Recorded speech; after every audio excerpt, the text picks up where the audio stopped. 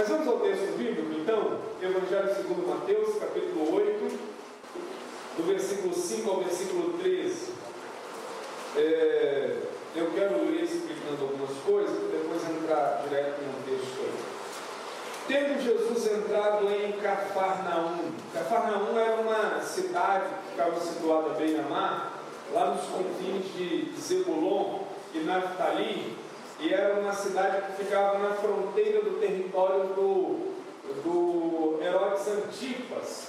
E é nesta cidade de Cafarnaum que Jesus vai estabelecer o seu QG, o seu quartel-general. E durante os seus 3 anos de ministério, ele vai morar nesta cidade. É aqui que ele vai dar início ao seu ministério na aldeia da Galiléia dos Gentios. Seguindo o texto aí.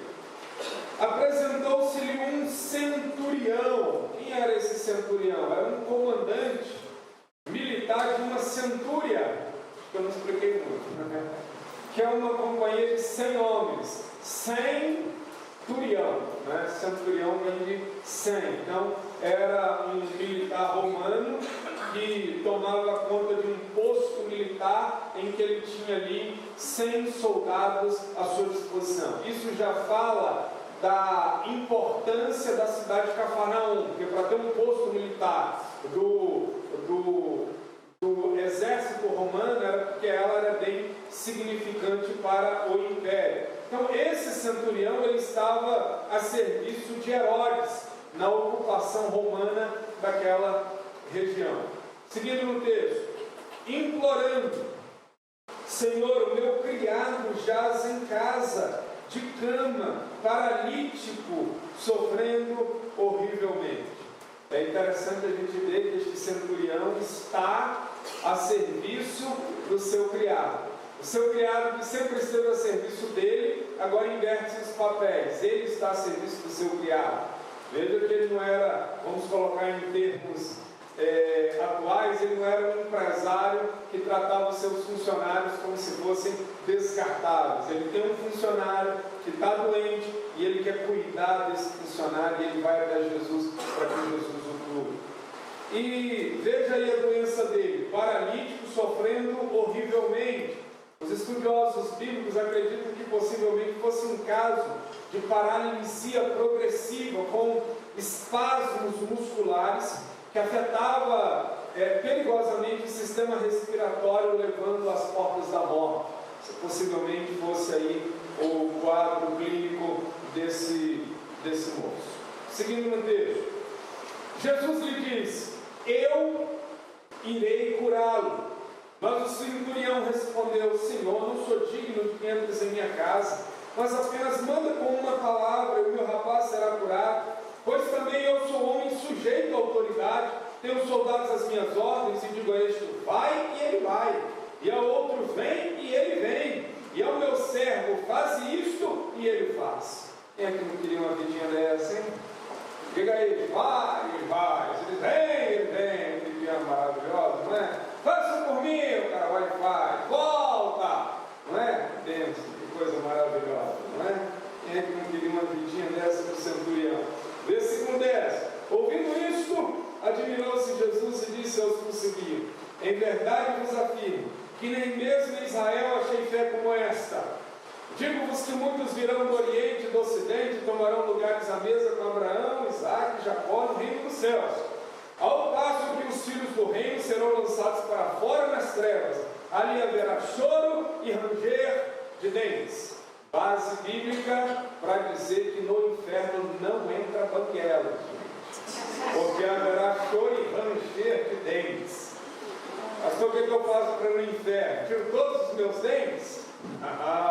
Aceita Jesus como Senhor e Salvador da sua vida, amém? Brincadeira. Versículo 13. Então disse Jesus ao centurião: vai-te e seja feito conforme a tua fé. E naquela mesma hora o servo foi curado. Oh Deus, nós queremos esta fé do centurião, esta fé grandiosa, esta fé que admirou, que surpreendeu ao Senhor. Pai, que as nossas vidas sejam pautadas pela fé, porque afinal a tua palavra diz que o justo viverá por fé. Ó Deus, e nesta noite, aqueles que ainda não têm a fé salvífica em Cristo Jesus, como Senhor e Salvador, que possam, meu Pai, adquiri-la como dom da Tua parte. Assim nós oramos. Amém, amém, amém. Queridos, eu estou apaixonado por esse livro aqui, ó, do Charles Haddon Spurgeon, um pregador do século XIX na Inglaterra, e que foi considerado o príncipe dos pregadores. O Charles Haddon Spurgeon tinha um seminário, muitos alunos, e esse livro é fruto de várias palestras que ele deu sobre esse tema, o conquistador de almas. E eu estou, assim, lendo esse livro devagar e bebendo cada palavra desse livro, me deliciando em cada construção de frases desse homem de Deus. E nessa leitura, eu fui impactado por muitas frases de Spurgeon. Mas tem uma frase que eu extraí desse livro aqui, que tem a ver com o que eu vou pregar hoje, que tem assim ocupado a minha mente. E claro que esta frase dele foi dita dentro do contexto da evangelização, de ganhar almas para Cristo Jesus. Mas essa frase dele cabe também no âmbito maior de aplicações acerca da fé. E que frase é essa?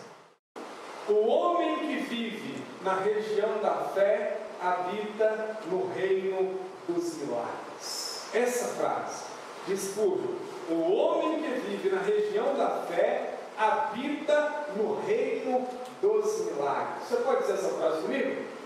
O homem que vive na região da fé habita no reino dos milagres. Mais uma vez, bem forte. O homem que vive na região da fé habita no reino dos milagres. Olha só que frase impactante, não é? E essa frase tem ocupado os meus pensamentos. Eu quero isso. Eu quero viver na região da fé para eu habitar no reino dos milagres. Porque, queridos, sem fé é impossível agradar a Deus. Porquanto aqueles que se aproximam de Deus precisam crer que Ele é galardoador, presenteador, abençoador daqueles que o buscam. Então quem vive na região da fé habita no reino dos milagres. Queridos, o que é fé? O que é fé? Nós temos uma definição em Hebreus capítulo 11, versículo 1. Diz: ora, a fé é a certeza de coisas que se esperam, a convicção de fatos que se não veem. Essa é a definição da fé. E fé não é outra coisa senão confiar detidamente nas palavras de Deus. E aonde estão as palavras de Deus? Aqui nas Escrituras Sagradas. Então, como é que eu posso dizer que um homem tem fé, que uma mulher tem fé? Quando esse homem e esta mulher voltam-se para a palavra de Deus e acreditam de todo o coração e apostam suas vidas, suas existências e vivem organizando suas vidas em torno desse livro. Isto é fé. Só que existe também uma fé que tem a ver com as contingências da vida. Ou seja, eu estou diante de um grande desafio e eu aplico então fé, confiança de que as coisas vão dar certo. Por exemplo, querido, eu tenho esse pedacinho de madeira aqui.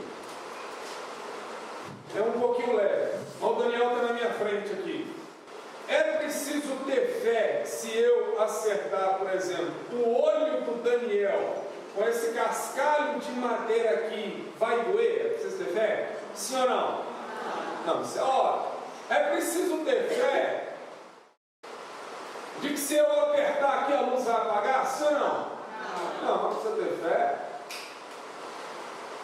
É preciso ter fé de que se Jesus não voltar essa noite, amanhã, por volta das 6 horas, o sol vai raiar?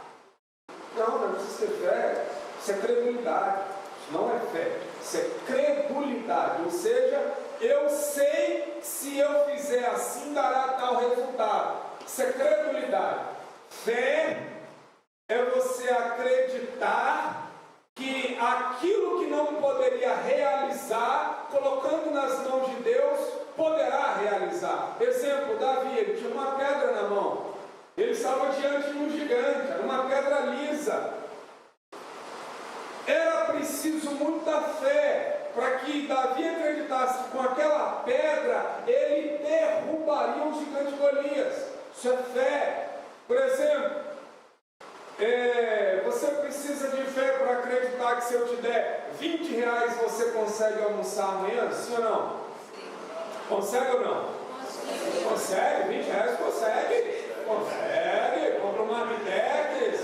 Não fica pensando em espeto de prata agora não, meu irmão. Nem porcão não. Vai no restaurante aí. R$20 você compra uma Mitex. Agora é preciso fé para acreditar que com R$20 você terá provisão de sustento durante toda a semana? Muita fé, né, irmão? Põe a fé nisso. R$20, café da manhã, almoço, janta, durante uma semana. Meu irmão, é milagre sobre milagre para isso acontecer. Então, isso é fé. Fé que tem a ver com os desafios da vida, fé que tem a ver com os problemas da vida. Isso é fé.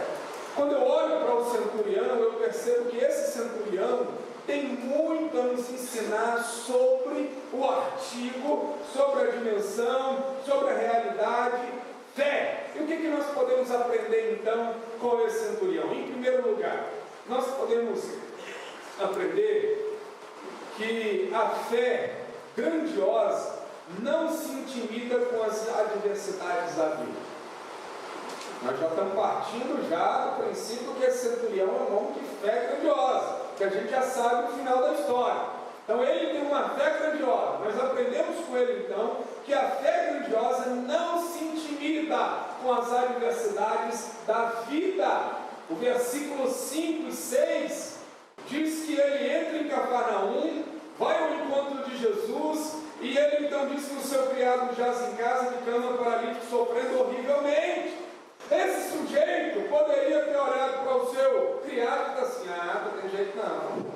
Essa enfermidade aí, ó, paralítico, o cara está atrofiando, espasmos musculares, está sofrendo horrivelmente, aí ó.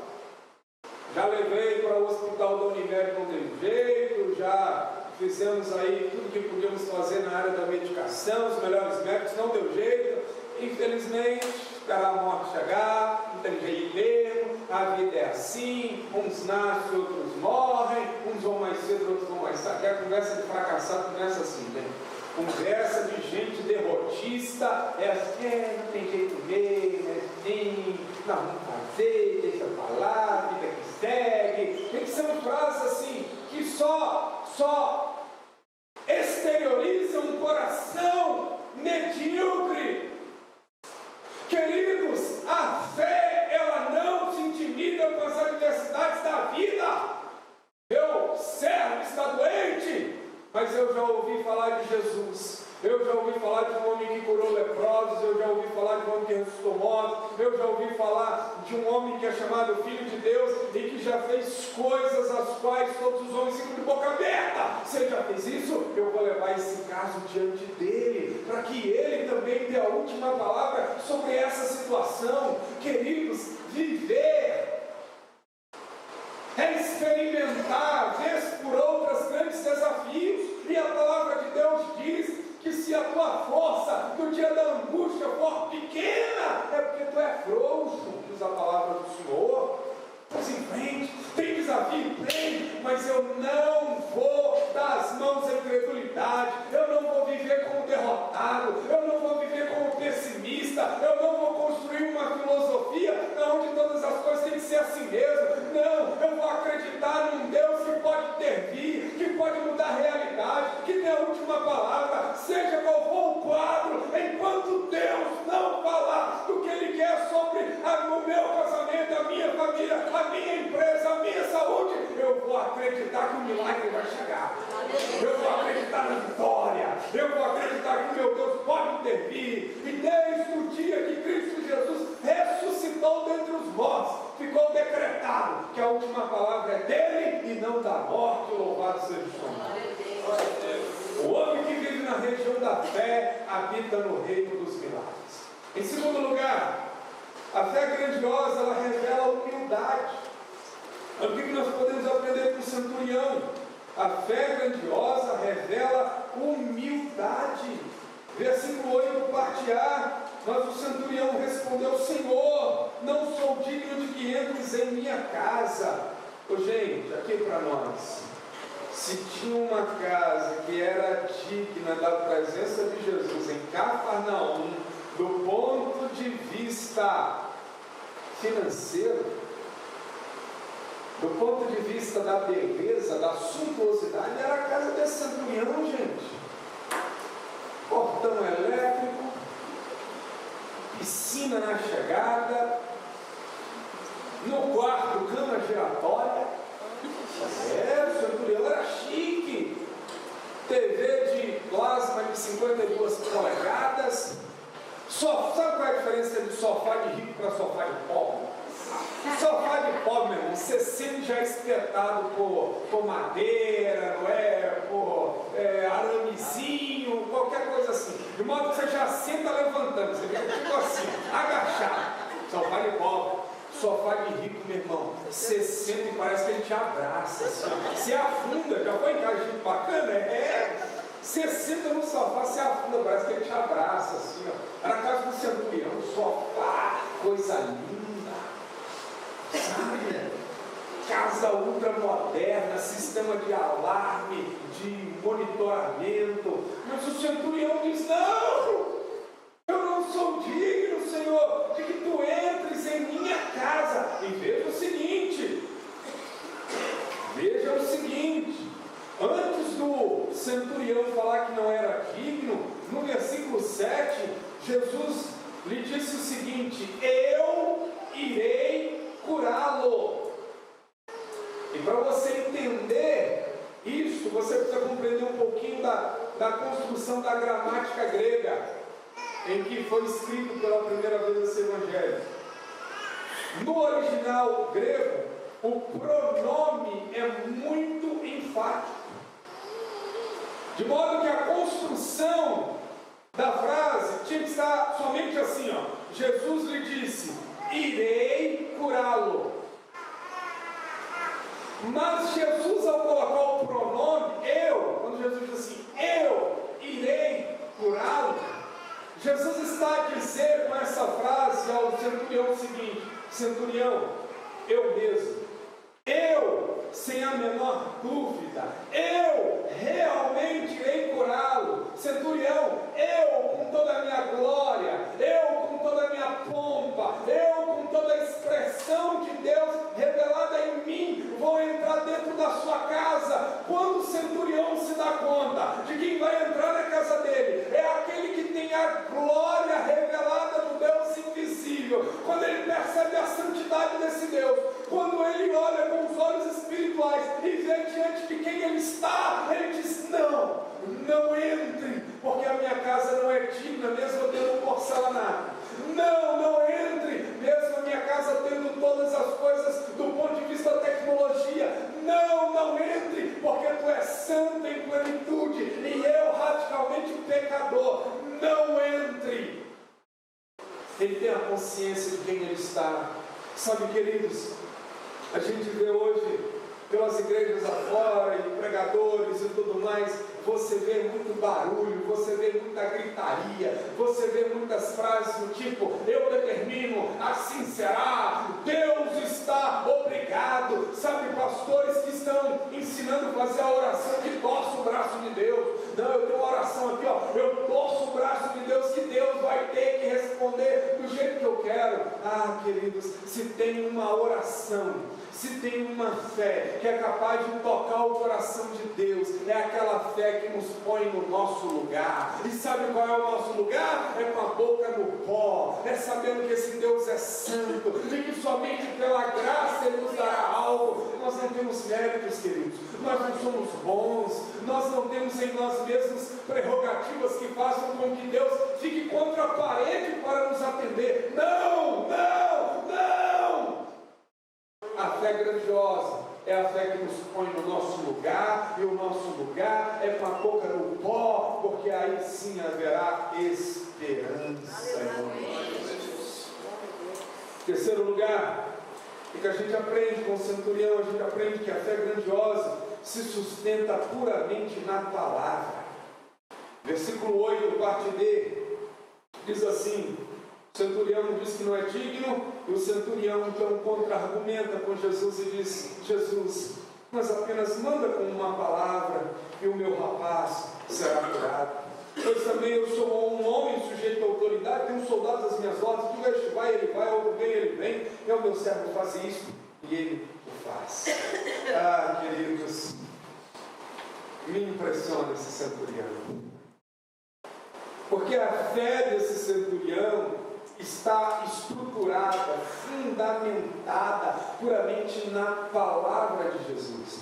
Veja que esse centurião, ele não quer espetáculos, diferentemente de Naamã, porque Naamã, quando ele vai até o profeta Eliseu, e ele era leproso, e ele pensa então que o profeta Eliseu vai sair de dentro dos seus aposentos, e vai estender um tapete vermelho, e vai soltar fogos de artifícios, e vai levantar as mãos para os céus, e vai invocar a Deus com uma voz altisonante, e vai então mover com a sua mão sobre a lepra, e vai então passar um manto, e vai então jogar um óleo, e vai então fazer uns movimentos diferentes. Mas Eliseu diz assim: ô Naamã, não quero te conhecer não, vai lá no rio, mergulha 7 vezes, você vai ficar curado da lepra.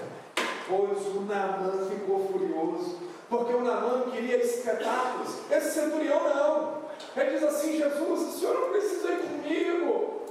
Jesus, eu não preciso que o Senhor mobilize toda a sua comitiva para entrar dentro da minha casa, para eu acreditar que o milagre vai acontecer. Eu acredito em Ti de uma maneira tão radical. Se o Senhor liberar uma palavra, o meu servo que está lá em casa, ele vai se recuperar agora, porque eu vejo em Ti, ó Deus encarnado, que o Senhor é o Senhor também das distâncias, e que não há distâncias para Ti, e que Tu podes curar lá, mas daqui também o Senhor pode liberar uma palavra e o meu servo se levantar lá. Irmãos, hoje a gente vê uma religião sendo construída no nosso tempo em cima de muletas, artefatos, artigos e objetos.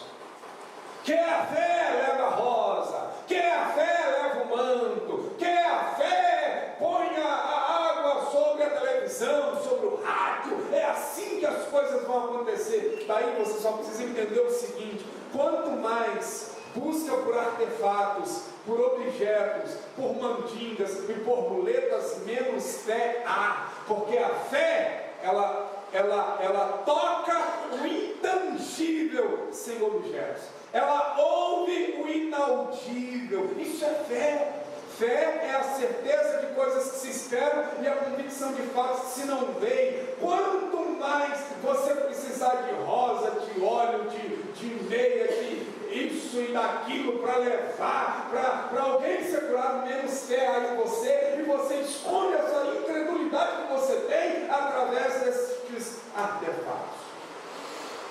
No dia 13 de outubro de 2011, eu escrevi um artigo intitulado Fé Sem Muletas, que eu quero ler para vocês. Diz assim, estruturado em Romanos 10, 17: assim a fé vem pela pregação e a pregação pela palavra de Cristo. A palavra de Cristo é a fonte genuína de toda a verdadeira pregação, e essa, por sua vez, produzirá fé no coração dos seus ouvintes. Portanto, todo objeto agregado com o fim de despertar a fé, como velas, rosas, palmilhas, cajados, mantos, portas, entrar na gruta, passar pela porta, tocar na cortina do milagre, não passam de penduricalhos e muletas para pessoas que receberão até um estímulo psicológico para acreditar, confiar e esperar dias melhores, mas com data de validade extremamente curta, como um dia, 2 dias ou no máximo uma semana, que vai dar justamente um segundo elo da surpreendente campanha.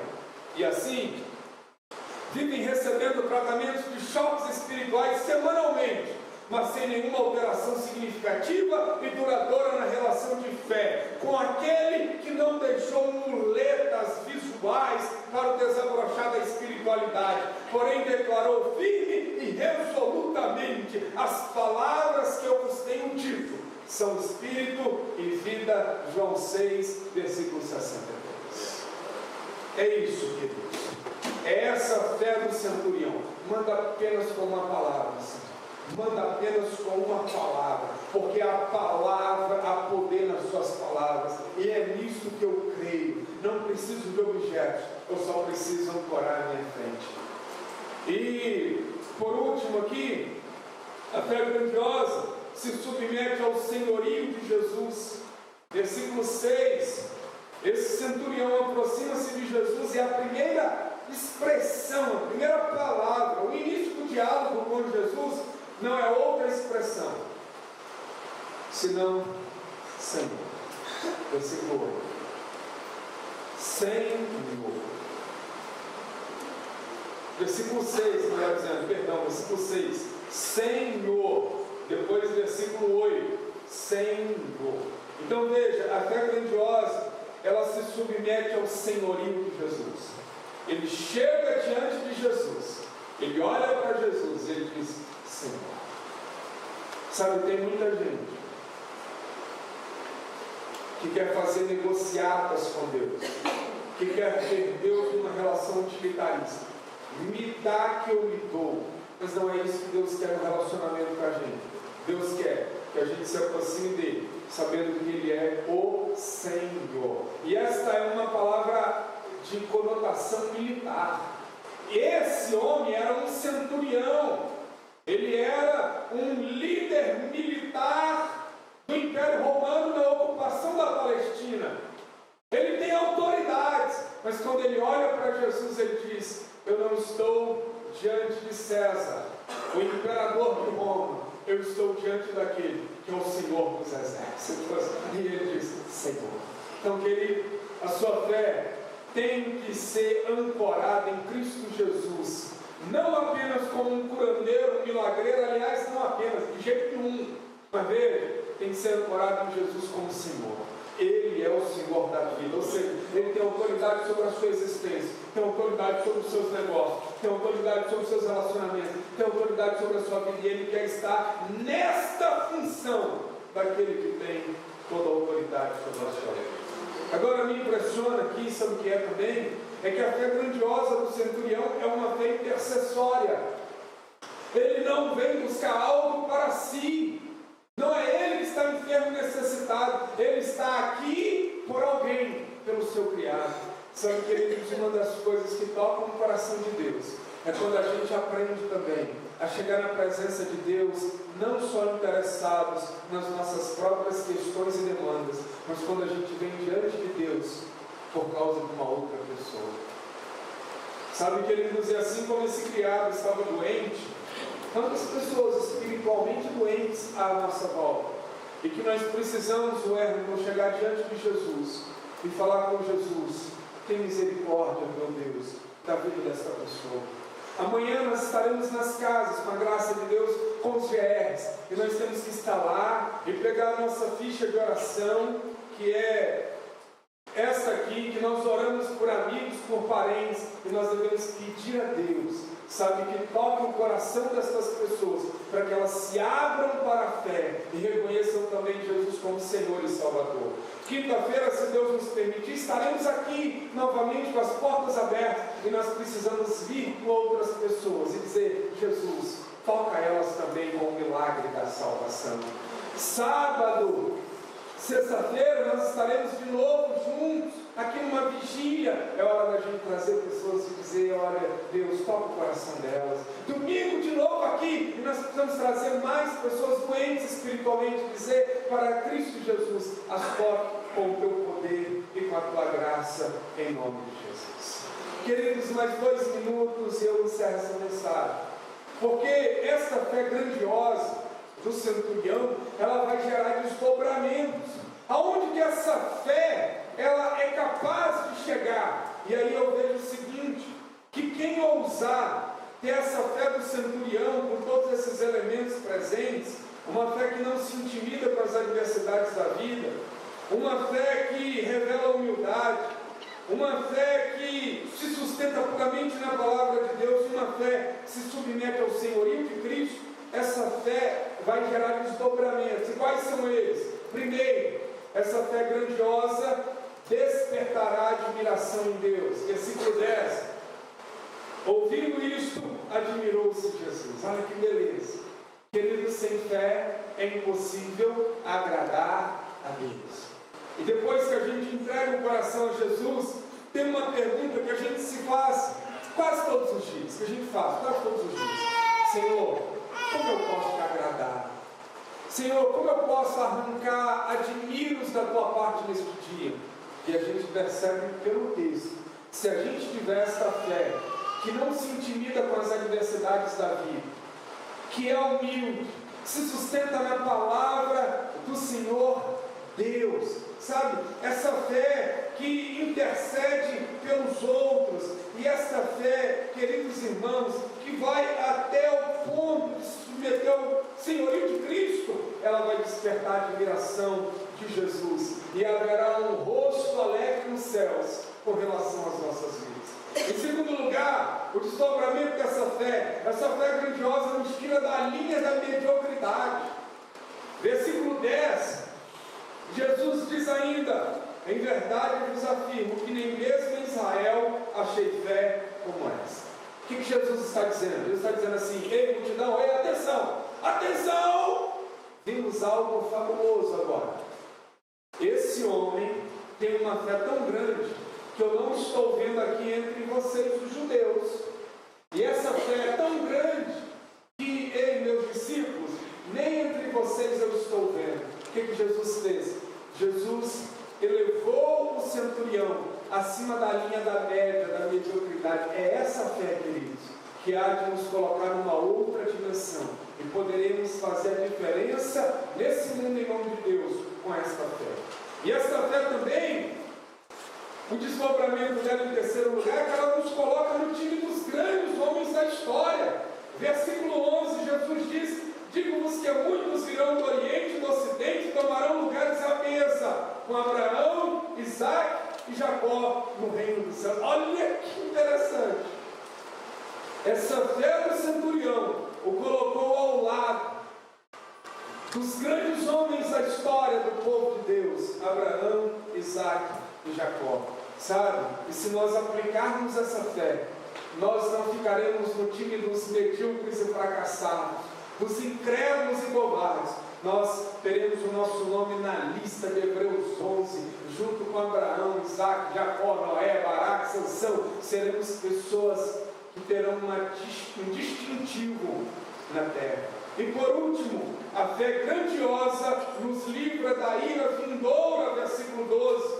Jesus diz assim, ao passo que os filhos do reino serão lançados para fora nas trevas, ali haverá choro e ranger de dentes. João 1, capítulo 1, versículo 12, diz assim, ele veio para os que eram seus, mas os seus não o receberam. Ou seja, Jesus veio para a comunidade judaica, mas a comunidade judaica não recebeu, fechou o coração. Segue o texto, mas a todos quantos o receberam, deu-lhes o poder de serem feitos filhos de Deus. Queridos, a fé grandiosa nos livra da ira vindoura. Não é fé religiosa, não é fé para consumo da religião, é a fé do centurião que leva a salvação. Efésios 2:8, porque pela graça sois salvos mediante a fé, isso não vem de vós, é dom de Deus. O sacrifício dele está feito, e agora eu me aproprio desse sacrifício pela fé, porque sem fé é impossível agradar a Deus. Eu fecho dizendo, versículo 13, olha o que Jesus disse, versículo 13: vai-te e seja feito conforme a tua. Sabe, queridos, o ministério de louvor pode vir aqui à frente. Sabe, Deus é soberano. O que isso significa? Que Ele tem o controle de todas as coisas na sua mão e que Ele é todo poderoso. E que Deus, como soberano, Ele age muitas vezes, independente da nossa oração e da nossa fé. Mas Deus, na sua soberania, estabeleceu que muitos milagres, que muitas vitórias, que muitas intervenções, Ele só fará na história por meio da fé. E daí veja, essa intervenção de Deus em alguns momentos, na nossa ótica, será uma intervenção pequena, ou de médio porte, ou grandiosa. E o que é que vai determinar isso? A nossa fé. Porque Jesus, diante desse centurião, Jesus disse assim: olha, seu criado está paralítico, enfermo, sofrendo horrivelmente. Para que haja um milagre lá, é preciso uma fé proporcional à necessidade. E eu vejo que você tem. Então, conforme a tua fé, conforme a tua crença e a tua confiança, eu vou exercer esse milagre lá. Queridos, tem intervenções que Deus ainda não manifestou na história, porque a nossa fé está muito pequena. E a gente precisa aumentar a nossa fé, para que esta intervenção de Deus então seja na proporção da nossa fé. Houve um momento em que os discípulos estavam com Jesus, e era o assunto do perdão. E Jesus disse assim: vocês devem perdoar não apenas 7 vezes, mas 70 vezes 7. Aí Pedro disse assim: Senhor, mas é impossível. Os discípulos se uniram e disseram assim: Senhor, então faça o seguinte, aumenta-nos a fé, porque a fé que a gente tem ainda não está no nível da manifestação dessa sua exigência. Sabe, tem situações na sua vida, tem problemas na sua vida, tem dificuldades na sua vida, que ainda não foram resolvidos, porque a sua fé ainda não está proporcional à exigência da necessidade.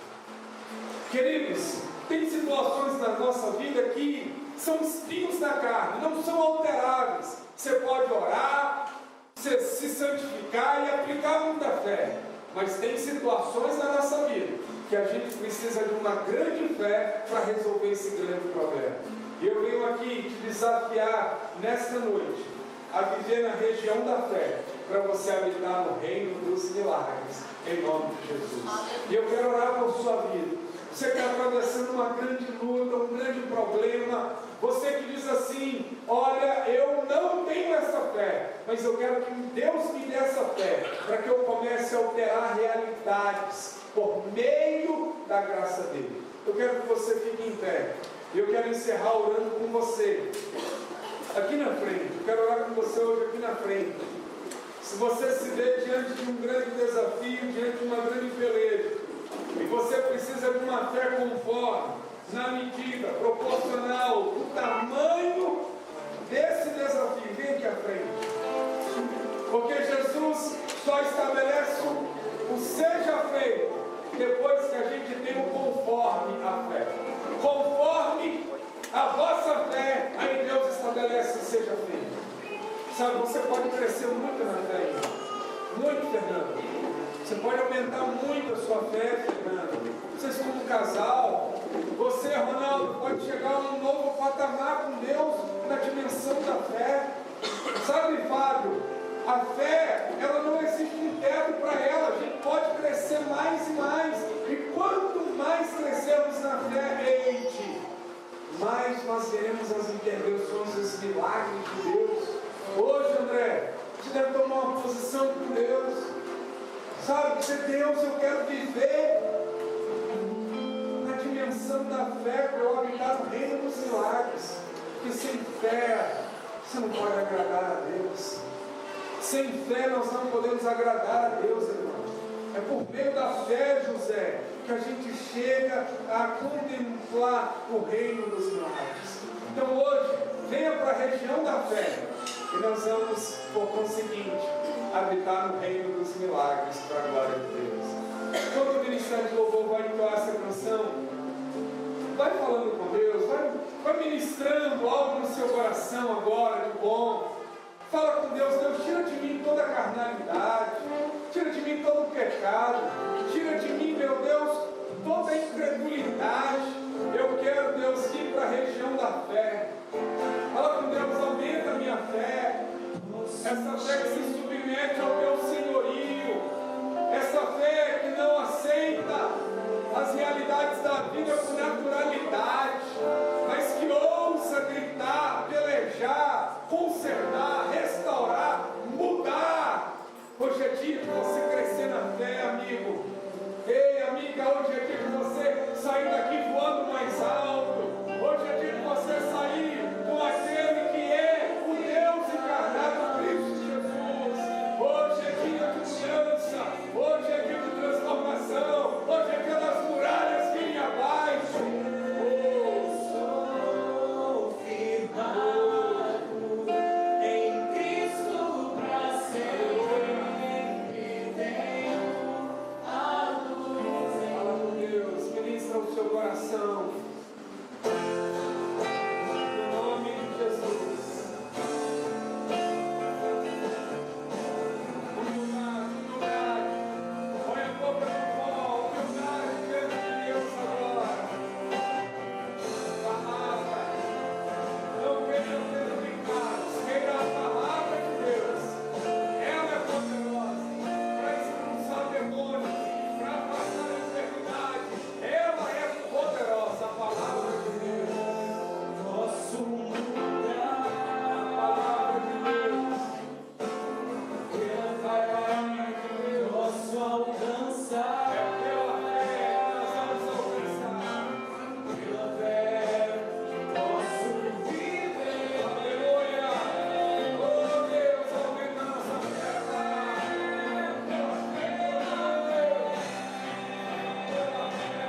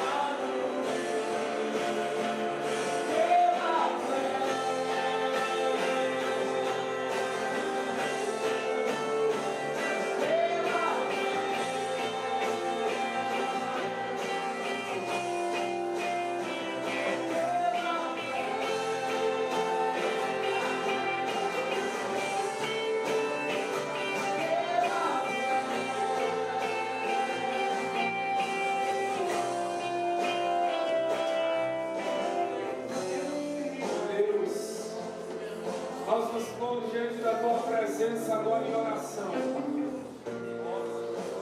para clamar, Deus, o teu seja feito. O que nós queremos é ouvir o que o centurião ouviu das tuas palavras, da tua vida, da tua boca, Pai. Quando o Senhor disse a ele: seja feito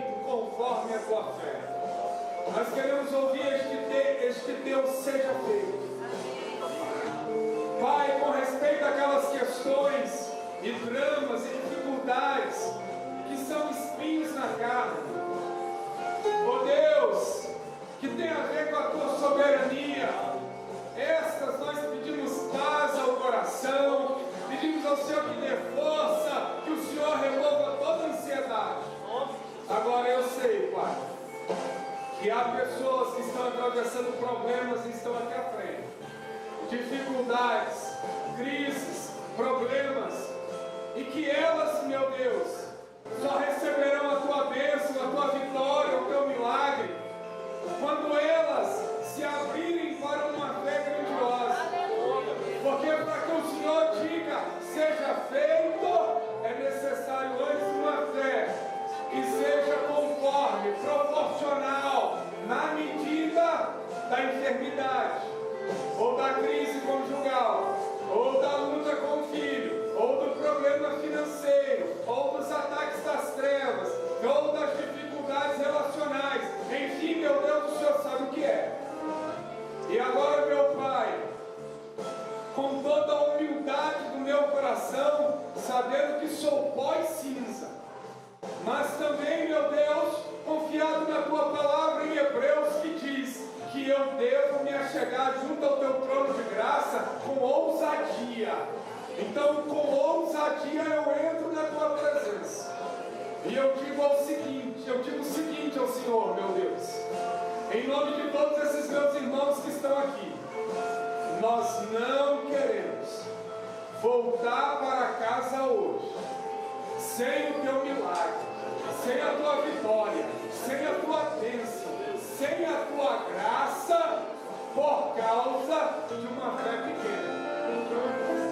Isso, meu Deus, com toda a humildade, nós não aceitamos. Nós não aceitamos ser nanicos na fé, ser pessoas mirradas na fé, ser gente incrédula, pequena, derrotista. Isso não, meu Deus. Nós nos adentramos na tua presença e fazemos a súplica dos discípulos: aumenta-nos a fé, aumenta-nos a fé, aumenta-nos a fé, aumenta-nos a fé, aumenta-nos a fé, para que essa muralha caia, para que esse leão tenha sua boca amordaçada, para que esse inimigo caia por terra, para que essa tentação seja desfeita, para que essa crise seja derrotada, para que essa necessidade seja resolvida. Oh Deus, aumenta-nos a fé. E com ousadia, Pai, com ousadia eu digo aqui, na presença da tua igreja e do teu povo, se o Senhor precisa de um homem de fé nesta hora, para realizar uma cura física, para realizar uma obra de libertação, para realizar uma restauração aqui hoje, para mudar, meu Deus, essa realidade da água para o vinho, para ressuscitar estes sonhos, para mudar, meu Deus, a cara desta situação, eu digo, pode contar comigo, eu tenho fé. Pode contar comigo, eu tenho fé. Pode contar comigo, eu tenho fé. E eu me uno a esse irmão